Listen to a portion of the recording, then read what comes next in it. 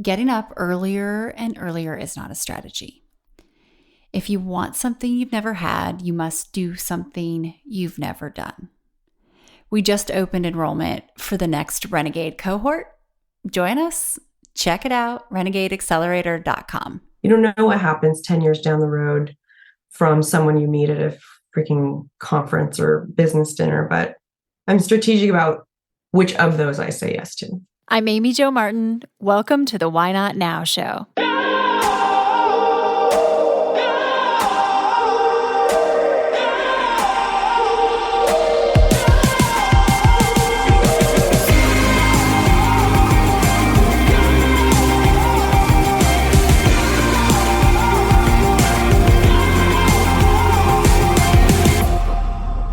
You know that thing you've been thinking about doing? Yeah, that one. Why not now? Have you ever actually taken the time to ask yourself, what's stopping me? Let's talk it through. This is your chance to give that idea the attention it deserves and take action. Each episode, I have a chat with a fascinating person, from entrepreneurs to athletes, celebrities, my parents, rocket scientists, and all walks of life. We talk through a critical time when they've asked themselves, why not now? We dissect that day or even that moment, step by step.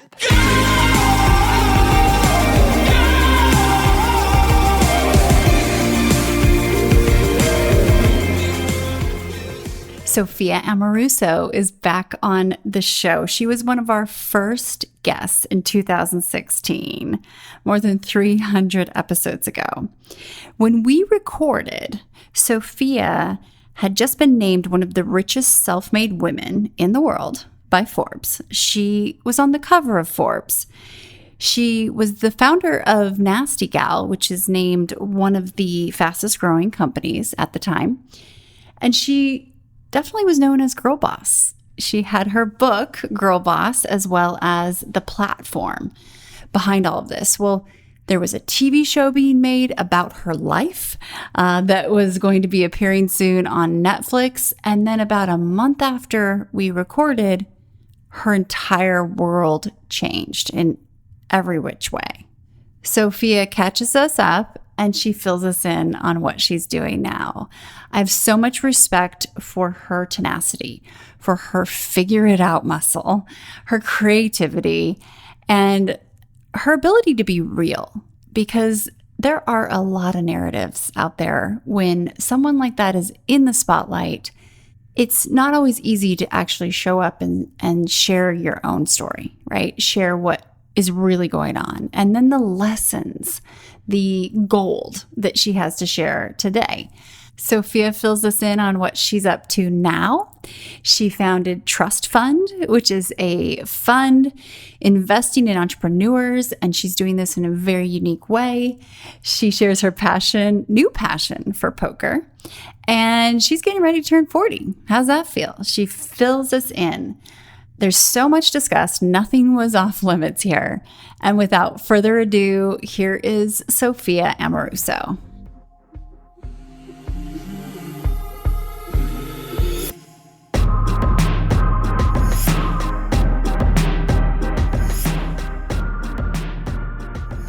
Sophia, welcome back to the Why Not Now show. It's been a little while. It has been. So much has happened. What has it been? 5, 6 years? I think 7. We're going on 8 even. I know. You've been doing this for that long. That's amazing. I know. I think this is the most consistent thing I've ever done in my entire life. But it's not, it hasn't been every week. But yeah, I know, right? Yeah. Well, welcome back. And we've seen each other just a couple of times in the interim. But 2016 is when we first recorded. I'm sure there have been a million Why Not Now moments since then. But can you tell me about a moment when you had a big decision to make and you had to ask yourself, why not now? I feel like every decision I make is a why not now. So the answer is, why wait? Which is, I guess, the same thing, but it's like, when I think of something, unfortunately, I choose to do it. The delta between thinking why not now and doing it is often too short, and I could be a lot more strategic. So I think, what your answers typically are on this podcast, are people who are, we're trying to like maybe rile up and get the confidence to make big moves. And there is something to be said about being thoughtful and strategic and mindful and planful about it. But that's not my strong suit. And for those of you who have found the delta between why not now and okay, I'm ready, and that not being too long of a delta, I envy you. And I'm still learning how to do that, which is why I'm doing way too many things. Which actually, we're wired very similarly in that. And oftentimes it's why not now stop something, right? And maybe we need to get really good at that, Sophia. Like that could be our new club of why not now stop. But as a quick start in most things too, sometimes we can also false start. So has there been anything where you are, yep, let's go, and then you're like, hold up, actually, I don't want to do that anymore? Yeah, I feel like I get myself into stuff and then it ends up kind of working. And then I'm like, wait a second, I didn't forecast what this would be like when it worked out. And, I'm so grateful that the things I tend to start work out, but then you like inherit the commitment that you make. And you're like, wow, I need to sustain this now and for an indefinite period of time, whether it's a podcast or a venture fund or an online course business or a community that you create, right? I've done all of those things. So I guess one thing is that I was creating this group, I think similar to what you're doing, in 2022. And a lot of women applied, had some awesome women that were ready to go. And I realized I just wasn't ready to lead something like that. And while I hate disappointing people and saying, you know what, I changed my mind, especially when they've, bought into something, they're excited about it. It was a pretty small group. And maybe that was one of the issues, is that like it was too small of a group. And I didn't, maybe my audience are running much smaller businesses than I was thinking. And so I was like, okay, like I need to be more thoughtful about this. And I unwound it, and it wasn't a big unwinding. It's not hard to kind of prop up an awesome vault of women who are business owners and share things they wouldn't otherwise. But I just wasn't ready. And I was more mindful about it, launched, it's called the Fly Private Mastermind, and it's really small. Finally did that in, I think, July of this year, and I've really enjoyed it and was ready for it. But put in so much time last year to review applications and all of it, and just ended up killing it. And that's, the 2 steps forward, 3 steps back thing can be really frustrating for you, but especially frustrating for your team. So I try to be very cognizant of that, and people not feeling like they're wasting their time, spinning up projects and then unwinding them. I can like see my team nodding right now. But let's talk about that, because it seems, as I've been tracking your career since I became an entrepreneur in 2009, because you were like, just even, I'd say a little after that, but watching, I had so much affinity, and seeing is believing, I feel, to how resourceful you were, and kind of that, we can call it chip on our shoulders, I guess you'd say, especially starting off. And then we spoke in 2016, and I was going through a major season of expansion, transition. And you have, it seems to me, as I've been tracking and listening, you've really put those lessons into place about intentionality. And it appears that you're very good. Like even hearing about BusinessClass and how automated it is to a certain extent by design, because you knew exactly what you wanted. Mm-hmm. But can we go back, because the episode aired in September of 2016, and then so much happened in the months that came along after. I know. Right. Of course, you lived it, right? Everyone's like afraid to be like, and then your company fell apart. They're like, a lot happened.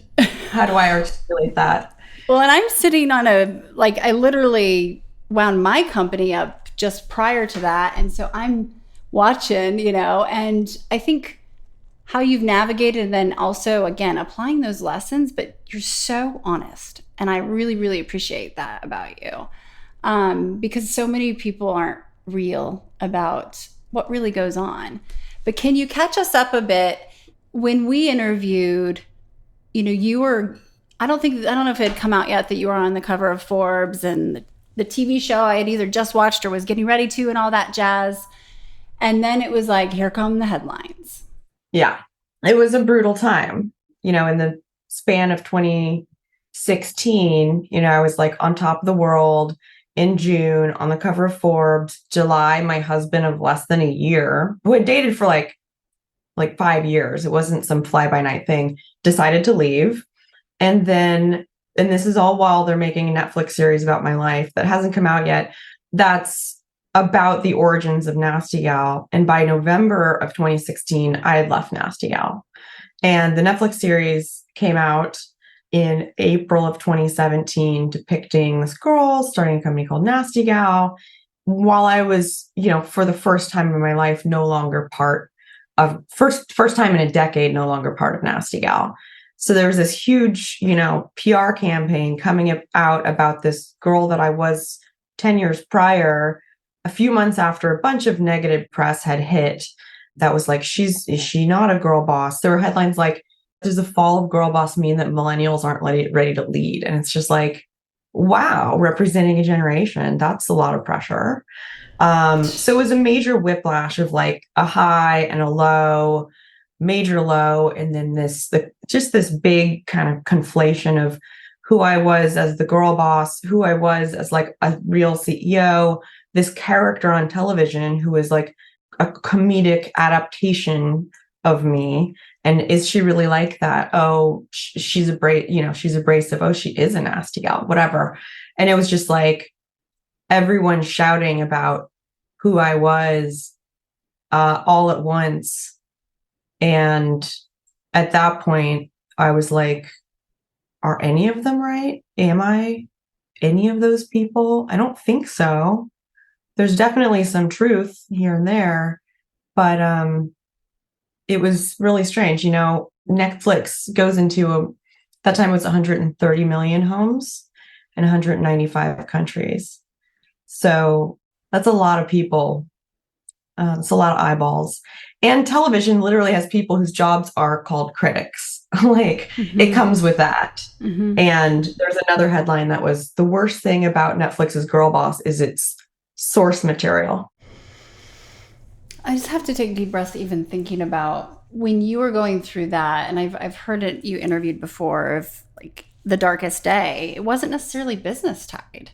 It sounds like it was more, about your marriage. And if you were to look back now, what simple strategies did you figure out to get through the day? Like, were there little things where you just, if this and that, I know you're scrappy and I know you're resourceful, so bring them. Yeah. I mean, I was like, why not now with Girl Boss, right? So I started my second company right away. It was this thing, I published the book in 2014, in early 2014. It's been almost 10 years. And, it sold 500,000 copies, and it's been 18 weeks on the New York Times bestseller list. And the hashtag Girl Boss and the noise about Girl Boss, and people called it a movement. Like, me naming something I did a movement would be really weird. But the noise of Girl Boss at that point had become louder than the $100 million a year revenue company I had built. So by the time Nasty Gal fell apart, filed for Chapter 11 in November of 2016, the day Trump was elected, I had stepped out of the CEO role. I didn't enjoy that role. I had hired someone with a lot more experience than me. And I had started a podcast called Girl Boss Radio in 2015. So I was doing other things. I had published another book called Nasty Galaxy. And I guess you could say I was like distracted, but also I wasn't in the CEO role. I didn't want to be in a day-to-day role, and ran with Girl Boss. It was this thing that women were like, waiting for. It's something they had taken and run with on their own, created their own identities around, went from I'm a nasty gal to I'm a girl boss. And it's so amazing to create something where people identify with it to the point of saying like, I'm a blank, right? Question for you on that. So because you are a master at creating disruptive brands that just cut through, When you were doing that and you were like, all right, we're doubling down on Girl Boss, here we go. Do you remember feeling like you're pressing from a place of, I'm going to prove this to everybody else. I'm going to prove it to myself and or just I need to figure something out? Or like, Mhm. were you super like self-aware All at of the that. moment? All of it? It was Okay. all of that. And it was like, and it was also like, I need a job. Mm-hmm. All I know is how to start things. I can't like afford to go away for a year. I was on the cover of Forbes, but it was because I was worth a lot of money on paper. And when Nasty Gal fell apart, I was still worth whatever you want to, it's like I own a house and, I pay for 3 poodles dental care. Life is expensive, but I also needed to make a job for myself and I'm completely unemployable. And so I saw what was sitting there, by November, December of 2016, I was like, all right, this Netflix series is hitting in like 5 months. What can I do to prepare for? I'm a marketer, right? Yeah. Like this series called Girl Boss is going to market this thing called Girl Boss in a massive way. So what can I build in those 4 months as like a mitt to catch, the wave of awareness that would be coming around the term and me and whatever, as weird as it was and twisted as it was going to be and comedic and whatever pop culture. So I was like, I'm doing a conference and decided in April of 2017 to hold something called the Girl Boss Rally and make a little Squarespace site and sell tickets. And it sold out in a few weeks. And this was like a time where I felt like a total pariah, but I knew there was like enough girls who loved Girl Boss, who had followed me, who weren't like, like they weren't the press. They still loved Nasty Gal. And they still, the book had done so much for them. And so 500 women showed up in April. I had, the cast and a producer from the Girl Boss Netflix series on stage there, Emily Weiss from Glossier and Tyler Haney and Kevin Systrom, the founder of Instagram, spoke on stage. And it was like everybody who was already there for me showed up. There was no one in my world, not my like publicist or my agent at WME. I don't have either of those right now. We're like, we're dumping you. We won't touch this. And all the women I had met through business, all the incredible like business leaders and women in venture and creatives, and, they all showed up. And there was like 50 speakers and 500 women and sponsors. And you'd think like, wow, they wouldn't touch me with a 10-foot pole. But like Amex showed up and Shopify showed up and some really awesome brands. And it became a media company. And then I was like, oh shit, I started a business. I guess that's a why not now, but a why not maybe, maybe maybe I could have taken a beat, there. Okay, so let's go there. So I think that's like you're so highly capable that we ran into each other. I think it was it this January? Yeah, it was this January. I think in Hawaii, of all places. So bizarre, so bizarre. At a coffee shop twice, yeah. And the conversation really stuck with me, and it always will. But you're jamming, you're getting things done. But it seemed like as we were talking, this is someone who's really kind of figured out the value of her own time. Kind of back to this time and money thing. And whether or not, we're always learning and this is active learning, but you're surfing. And I also see what you're doing out there in the world as a recipient and consumer of content, but also following with respect and see TrustFund start to surface. And we talked about that. But what has happened over the last 7 or 8 years with your relationship with time and money? It seems like time has gotten a little longer, even though time flies. I was just, I was in such a haze with the book and the company and the press. And, during Nasty Gal, it just kind of flew by. And I have an appreciation for time and for time alone and for travel in a way that, and space and in a way that I hadn't before. But you caught me at an interesting time because I was coming off a really great year in 2021 with BusinessClass. And 22 ended up being a lot tougher. Or was that 23? Yeah. Okay, God, that was this year. This year. I know. I can't believe it was this year. Since then, I had a small house in Kauai that I bought in early 21. I've sold it. I know, 'cause I remember that's partially when we bumped into each other, a mutual friend had heard about this or whatever. It's so Oh bizarre. yeah, yeah, yeah. So no more trips out to Kauai lately? It was like a COVID thing. I haven't been back since I sold it. I couldn't go back when it sold. I was just like, it was emotional, but I just wasn't spending as much time there. And to your point, yeah, I was surfing and stuff, but like things change really quickly. And now I'm like inundated with things I've committed to. It was the end of January this year that I announced in TechCrunch that I was starting a venture fund. So I was there probably like also just spending all night trying to build like a website and a type form and tee up, press and get investors in TrustFund, my fund, Trust Fund. Which we are definitely going to talk about here in a second. Because I remember you were definitely doing that. We were having avocado toast, I think, at the same place where I was, and you were jamming.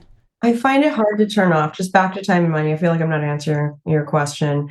21, I was much better.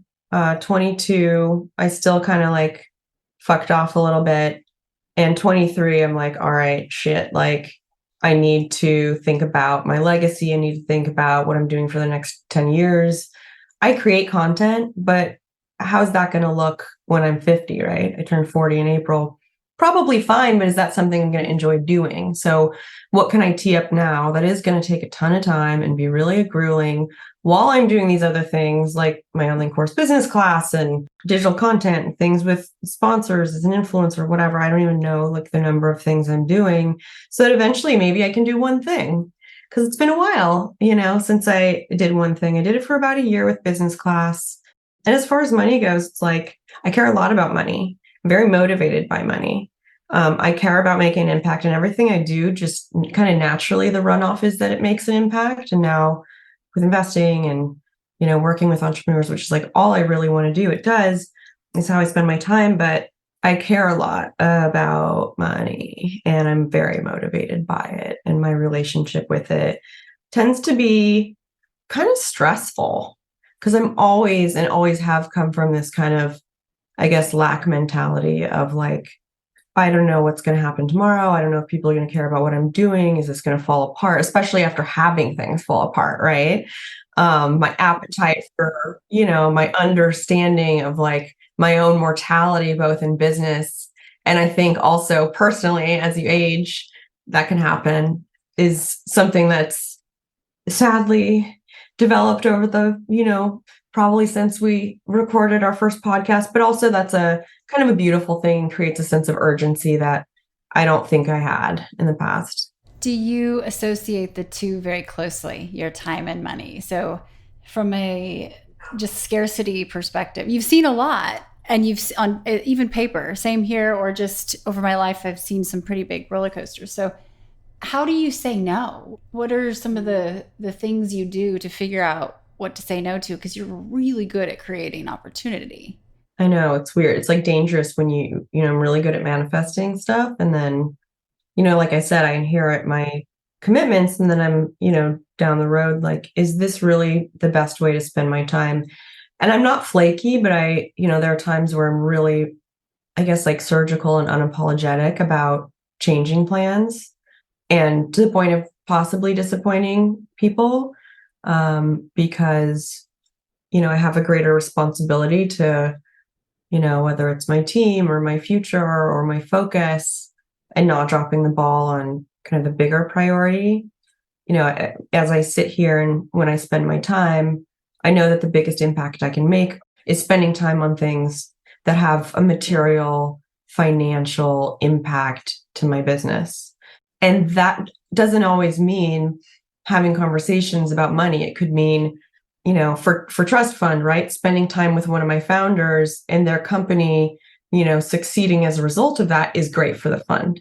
It can seem a little bit nebulous, but that's, I've raised a lot of money at a poker table, right? For the fund, like probably close to $1 million, just playing poker with dudes, which I love. And I'm like getting better at it, or going to a conference and not even speaking at it. And now that sounds like weird. You go to a conference, you don't know who you're going to meet. It's just like, oh, what might come of this? I paid for a conference this year for two. One was really worth it, and one not as much. But like increasing the surface area of serendipity. I only heard one person say that, so I don't know why I'm using quotes. Sounds like something Tony Hsieh I used to didn't say. invent it. Serendipity is like a kind of a magical thing, but you don't know what's going to come of spending time doing things like mingling. And while saying no is important, being really strategic about the rooms you put yourself in is also something that throws off money, and money can throw off more time. And you don't know what happens 10 years down the road from someone you meet at a freaking conference or business dinner. But I'm strategic about which of those I say yes to. We're going to take a quick break and we'll be right back. Renegades, we just opened up enrollment for the next Renegade cohort. This is our 11th one. We are so excited because we have women all over the world in every single industry, in every sector, female leaders, executives, entrepreneurs, you name it. And the amount of leverage, the amount of intellectual capital being exchanged is pretty incredible. Head to renegadeaccelerator.com. You can apply. We will explore together if this is a good fit. And you might have been tracking over the years, but some things have changed and grown. Renegade is equal parts education, collaboration, and accountability. We are fiercely committed to each other's goals. This is not an empowerment group. That is table stakes. This is about leverage. This is about education. And this is about action. We started originally with a focus on personal brand and thought leadership. Well, that's continued and it will always continue. And what's happened is we've been able to get more women spots on stages, public speaking, and getting paid to do so, as well as more women seats on cap tables, investing, and seats on boards, because that's where the power and the influence resides. And we're democratizing not only access to deal flow and the flow of capital, but also providing education in areas of wealth creation, in areas of publishing, and again, public speaking that really change the game so you can live the life that you want and get the most out of your days. Getting up earlier and earlier is not a strategy. We are all about reinventing our relationship with time and money. When we build our presence, our personal brand, both online and offline, we are able to get more out of our 24 hours in a day because our presence is present in places when we are not. So in a way, we're able to scale ourselves, which is pretty incredible because that makes your actual presence even more valuable. So you can land and demand even more money when you show up. And it's not just about money, but there's a lot of influence and power that comes along with that.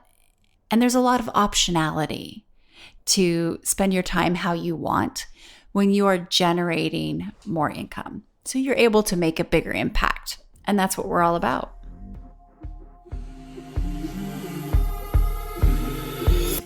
What do you think is your X factor when you look at your success over the years and your ability to just create something out of nothing? What is so unique about you? Puns, copywriting, I don't know. Really? Making businesses and then manifesting what it is after I name it.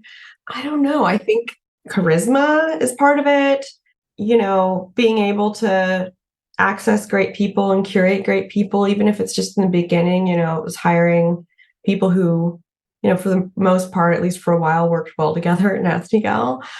I'm actually curious about other people. So everywhere I go is an opportunity to learn. And people are really flattered when you ask them how to do things or about their experience or how I should be thinking about something. You know, I ask a lot of questions and I'm always digging and I'm always reverse engineering things.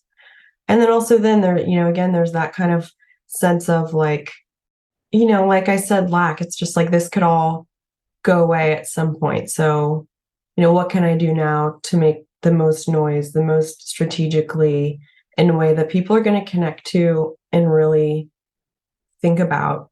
And I would say if there was really one answer, because I know I'm kind of rambling, it would be that I create things that are aspirational while at the same time being approachable. So Nasty Gal was like, wow, like this model or this style or this attitude is like one step ahead of where I am, or maybe a little bit. It's like the kind of confidence I want to exude, but not so confident or so high fashion that it's unrelatable. So that delta between who someone is and who they want to be, and creating something commercial that serves as a mirror to their future self. And with Girl Boss, it was the same thing. It was like, oh, wow, I'm a community college dropout. I figured this stuff out. If I can, there's a high likelihood you can too. My story is aspirational, in where I was at the time I wrote the book, but also, what got me there, and the tools like eBay and PayPal and like, Google and figuring it out are all things that anybody can do. And most of us with an internet connection have access to. So I'm a girl boss, not being about like, I'm a billionaire or a millionaire, but maybe I can start my own business. That was what it was about. It wasn't even about hustle culture and all the other stuff it kind of warped into over the last decade. Like highly relatable yet and relevant yet. That I love how you said the delta between where you are now, where you're headed, and that mirror. It's such power for someone, to get them to take their own action. And clearly you've taken massive action, and you're extremely creative. Have you flirted with burnout? How do you keep yourself in check? If you have, like, talk to me about burnout. What does that word even mean? I mean, I struggle with it, but time and money are tied up in there somewhere. There are weeks where I'm like, okay, I'm going to clear 3 days on my calendar. I'll just reschedule it. I'll like inherit whatever avalanche of rescheduling I'll need to do. But if I'm approaching burnout, I'll just be like, all right, get this off my calendar. And again, like, comfortable disappointing people. But if I can't function, or if I can't show up like as, the kind of person that I want to be, or the kind of person that's going to be, valuable in a conversation with someone, I don't want to waste their time. I want something to come out of all of those meetings. What are some of the tangible signals or just signs that you see where you're like, all right, I'm flirting, I'm getting a little too close here. Let's clear some time on the calendar. Like, what are the literal I usually get sick. You usually get sick? Yeah. I mean, it's quite the indicator. It comes up pretty quickly. So, I would like to be like, well, I'm a guest on a podcast, I've got it all figured out, but it's not much more sophisticated than anybody else who's approaching burnout. I start like regretting how I'm spending my time. I'm like, oh, why did I go to that? I could have stayed home. I could have gotten something more important done. Why did I say yes? I think sometimes like when I start questioning why I said yes to stuff, when I realize I haven't eaten at home in a little, like, way too long, or I've been eating like conference food or hotel food, or traveling too much, and, not exercising, feeling kind of gross in my body, feeling inflamed or whatever, unhealthy. How's your sleep? Is it pretty consistent? I woke up late for a call at 9 a.m. this morning. Because you're a good sleeper? Like, just because that's... Because I took 3 sleep gummies. I don't take sleep aids, but they're like melatonin. Yep. They're good. It's this brand called Ollie, but it says to take 2. And I'm like, I'm going to go same one. Take 3. And it's like, it's not good. So I sleep really well for the most part. Sometimes alcohol can mess that up. So I try to be mindful of how much alcohol I consume and like how late I consume it. Same with coffee. It's almost 1 o'clock, and I don't know, I might have another one, but those sleep gummies help a lot. But to the extent that like I'm waking up a little bit too late and I need to set too many alarms or keep like a window open so daylight, like, gives me melasma by the time I wake up. I love it. It gives you melasma. Melatonin and melasma, right? Melatonin at night, melasma. So question for you. I don't know if I've read this somewhere or if I heard you say it, but, as you were catapulted into this world of all these fancy people and then all these different shifts happen in your life, is it safe to say your circle's gotten smaller? And how do you manage communication? So inbound, as someone who also has been at this social media game too for way, way, way too long. And not only that, but email and text. And how do you keep your barriers there and boundaries in place? I don't. You don't? I just don't. Okay. You don't. No.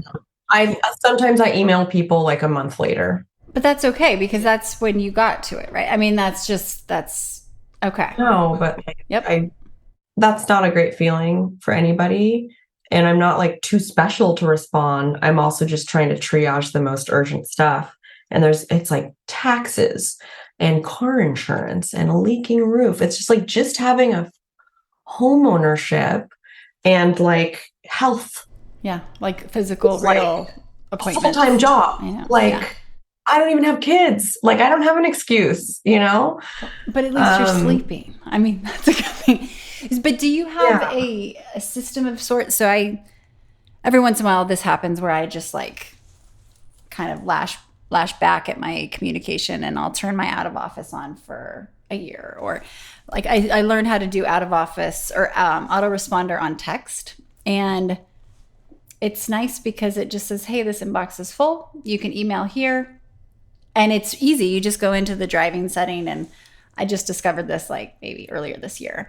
And I had a moment the other day where I was like, the driving setting? You go into the driving setting, but you can customize the response and then you just leave it on driving all the time. And you can negate who you don't want. Driving one from someone, and I'm like, how are you always driving?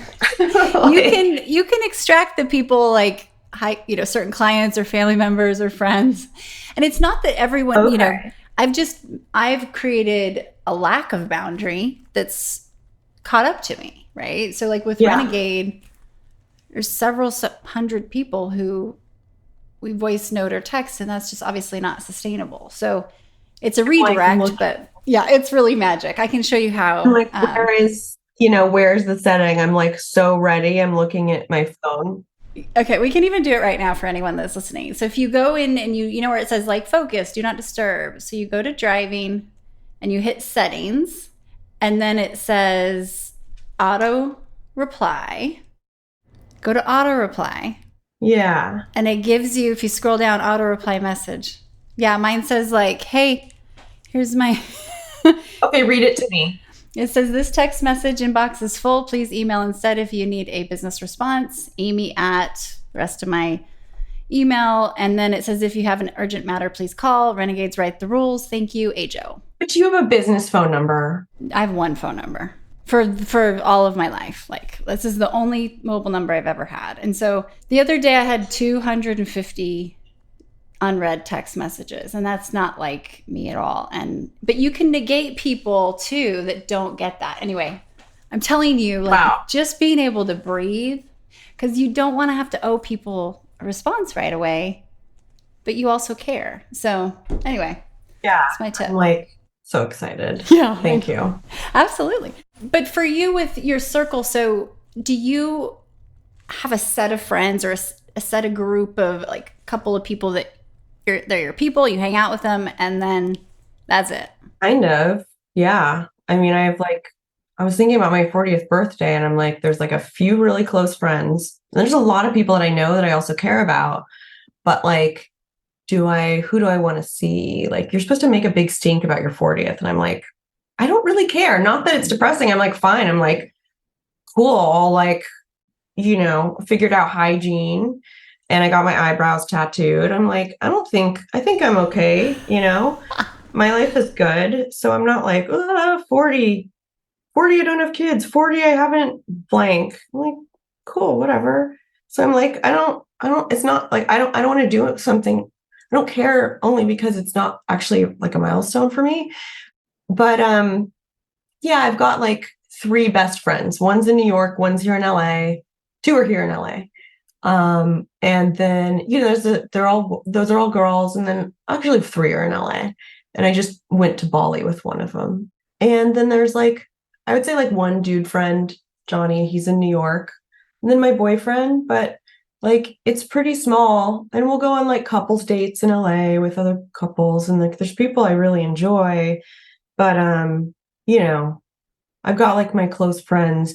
I don't have I didn't go to college. So I don't have like the group of people that I graduated with who are all getting married and all having kids and all, like I don't, these are friends that I, met in my 20s, but they're like, kind of scattered. I don't have the like friends from high school or no friends from high school, no friends from college. So it's kind of like, and I'm also an only child. So I'm just like flailing always, just like, But I imagine that has changed over time because you probably have said no to a lot of social things over the years, or you could be spending a lot more time out and about, free time with other things. I'm sharing this because I've been thinking about it lately of just how much tighter my circle keeps getting, but just because our time is so limited. yeah, I don't have time to catch up like with everybody. So like, let's get together and catch up. No, like, what are you up to? Cool. Let's like, I don't know. I mean, I will catch up with people, but it's like people in LA like have weekdays free. They want to like it's like they're freelancing, they're in entertainment or whatever. I'm like Monday through Friday, I'm working. And I kind of don't really want to stay out very late for dinner because then I'll take melatonin and sleep oversleep. And then weekends, I kind of want to be free and I want to sit in my backyard and, it's beautiful and maybe get brunch with my best friend and then like, Go deep fast. lollygag. Yeah. Yeah. Like, so it's like, when do people find the time for that? I can't go as hard as I used to, So I burn out a lot faster than I did in my 20s. Yeah. I think it was that maybe this is helpful to you, maybe not, but I remember hearing it was one of Oprah's big landmark birthdays, maybe 50, 60, and she had this big party scheduled. And then it got closer, and evidently she or Gail or someone said, "Wait, why are we doing this?" And they just called it off and just had like a very intentional tight group. And because you end up like getting into all the BS of all of the things in the party and you're, yeah. So I think you're onto it. When we ran into each other earlier this year, you asked me a question, and I remember just thinking, wow, it's very honest and real. But I mentioned Lincoln, my son, who's 4.5 now. And you said, what's it really like? Like, is it real good? And, or something along the lines of just like motherhood. And I answered, and we started talking about children and kids and stuff. And you said something about like, hey, yeah, I'm not sure if like Amalfi and wine, if that's it for me. And maybe it is. I know. I And know. how do you feel just because you're so open, but I think that's so real and a lot of people aren't, that you're just going to share how you're like the truth. Yeah. How are you Yeah. with that conversation and just, that topic in general? Yeah, that's a loaded question. I think like if, 4 years ago, I would have been like, I don't know how long ago it was, 5, whatever. Like okay, I'm doing IVF and I miscarried. That happened. But like, when you ask people, how's it going with the kid thing? It can be they're obviously not pregnant, or maybe they are pregnant, but it's like, who know, they're not, they haven't done a scan. But like when someone says they're trying, it's like, of course, when you catch up with them, you want to say, you want to ask about their life. But so often they're like heartbroken or disappointed and, oh my God, I got my period again. That's like, if you are trying to conceive, like not telling people is almost better, because if it's not working out, you don't want to answer that question. Oh, we like miscarried, or I got no eggs, or whatever it might be. I'm pretty distant from that right now. And I mean, kids are kind of like, I'm like, I really wanted a kid and I'm so glad I didn't have one with the person I tried with. So glad. And now I'm just kind of like, I think I like my life. And I just fucking overslept. Like, I'm almost 40. Like, I'm not functioning. Like, I'm just trying to drink water. Like I forget my own stuff at home. I'm going to forget their stuff. Like, I'm sure people get it together when they have a kid, but I haven't even gotten it together for myself. And I think I'm like, am I too selfish? Like, do I want to drive to soccer games 2 hours away on weekends? Like, I don't know. That sounds crazy. But yeah, and I see my friends' kids, and instead of being like, oh, that's so cool, when they get pregnant, I'm like, fuck, I lost another friend. Not like lost, but like the whole thing No, changed. you And now did. we can't just like No. get drinks spontaneously. Like the whole thing changed. We're still friends, of course. And I meet their kid, and I'm not like, ooh, I'm like, hey, buddy, what's up? Like, I'm just kind of, I don't even know how to talk to them. So I didn't I'm, either. and I'm not like, they're part of my heart breaks whenever a friend gets pregnant because it seems so easy for them. And they still have like trauma around that not working out for me. And there's nothing that hasn't worked out for me nothing I've wanted so bad that hasn't worked out for me in my life than that. So much has worked out, but I like didn't really plan for it. I was like, whoa, cool. Like I worked hard for Nasty Gal, but it all happened so fast. I tried for years to get pregnant, and to be now like years later, like, I don't know about that. And it's not even like a defense mechanism or some way of, yeah, it's like, actually, I'm not sure, which is so crazy because it was something that I really, really wanted. I appreciate you just even sharing that because it is so unheard of that people talk through and they're real. Like I think I don't know, maybe it's everything you've gone through, but you just are so genuine and not willing to show up in any other way. And I think that's not super common. And so, I can see why you're so freaking relatable and people are like to everything you do is because you are you, right? It's just who you are. But no, keep living. And sounds like poker. Is it the thrill of the game? Is it the conversation? Like, what do you dig about poker? Yeah, I mean, it's spending real time with people. It's not like let's catch up. It's getting to know people, the way they think, like their appetite for risk, how much money they have to throw around, which is kind of interesting. That's not why I'm not evaluating people, but people will like dump money and you're like, Mm-hmm. Molly's been on this podcast too from Molly's Game. oh, Do you know cool. her Yeah, personally? we're in touch. Okay. Yeah. I don't. I've And never then seen the another movie. Annie, another poker lady. Annie. Ooh. Anyway, but go ahead. So, do you? It sounds fast. I want to be a fly on the wall. Is it like at the Troubadour or whatever? Is this the real thing? The whole scene in Just do LA? it. I Okay. just host at my house. I bought a Oh, cool. $250 table on Amazon, and I have people come over who like play. Some of them play a lot more frequently. Some of them play casinos. Some of them, I have half of the All In podcast as investors in my fund, Okay. and Phil Hellmuth, who's like the biggest poker player kind of ever. And why? Because I love learning. Honestly, like there's math involved, which is hard. There's more restraint in poker than in anything I've ever done. And it's so immediate learning that folding is like the right move. Just speaking of like, why not now? Or maybe just why not? Like it's very, once you learn kind of like the ranges you play and how to play in position. Do you have a playlist for music, or like do you just let people Oh yeah. choose? Oh yeah. I think it's why people actually show up. Well, that Like was a they big come. thing with Mom. Oh, go ahead. Yeah. Oh, was it? Yeah, I feel like that's how it started that way.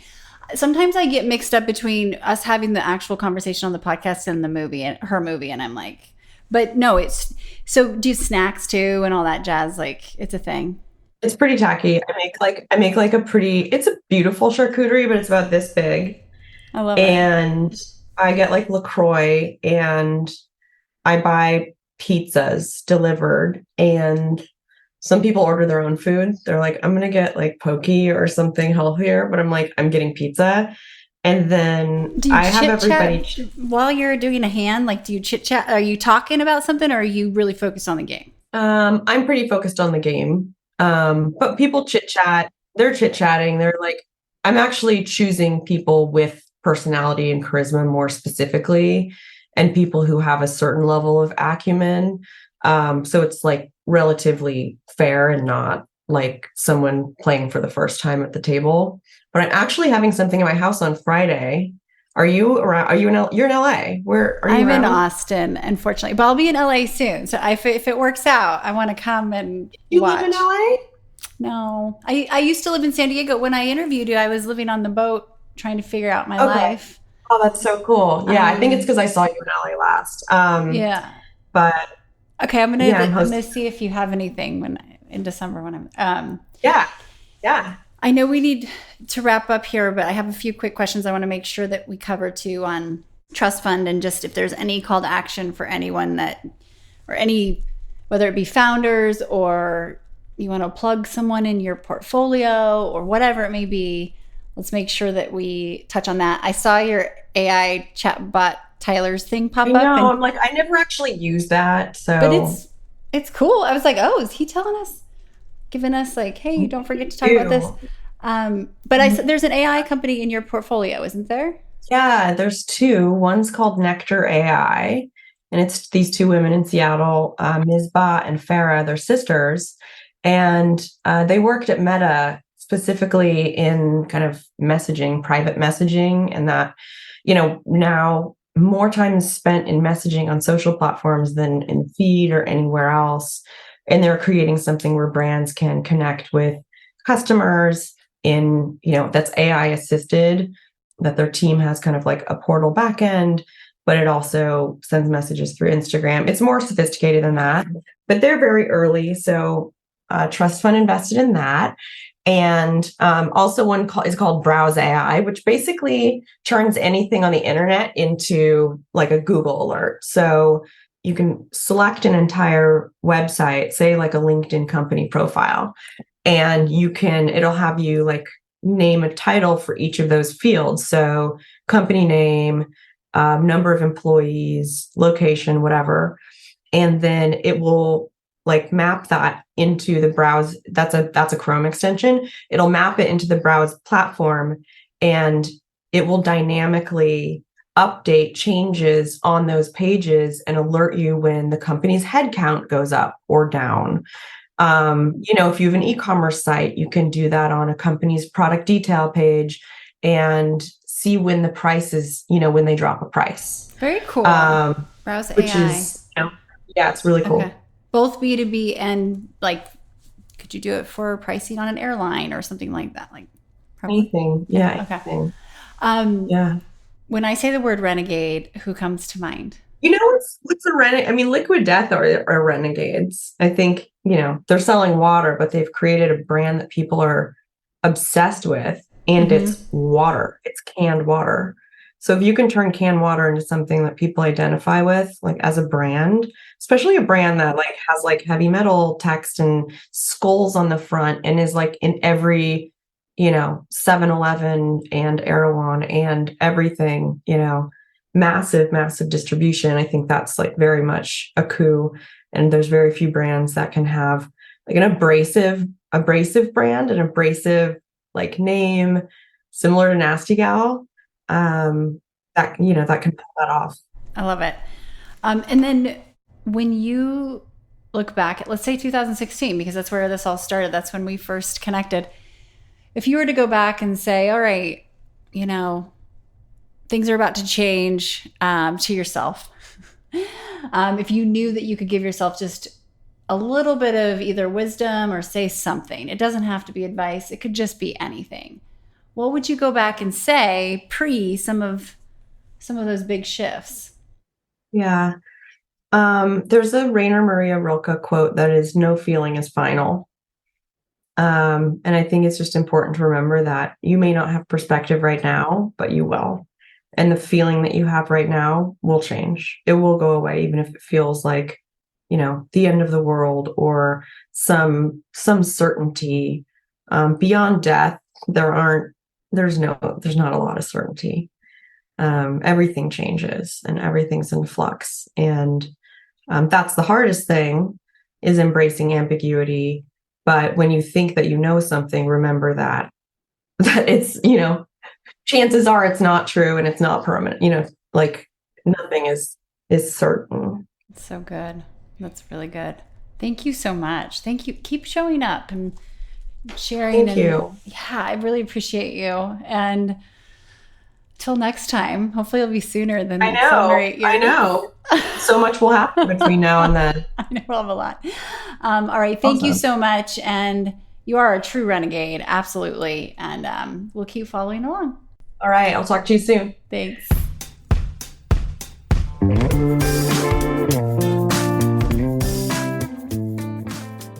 Hey everyone, thanks for listening to the show. Hit me up on social media to let me know what you think. I'm at Amy Jo Martin on Twitter, Facebook, Instagram, and LinkedIn. And I want to hear your why not now moments so I can share them on the show. Just send me a note to whynotnow@amyjomartin.com. For show notes and other offers, you can visit amyjomartin.com/whynotnow. And while you're there, don't forget to sign up for my email newsletter for exclusive content and announcements.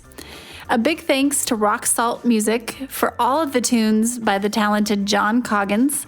And of course, a hat tip to Richard Brewer for editing and producing the show. I'll see you next time. And until then, why not now? Hi, everyone. If you are digging this podcast, please do us a favor and subscribe, rate, and review on iTunes. It just takes a moment and it means a ton to us.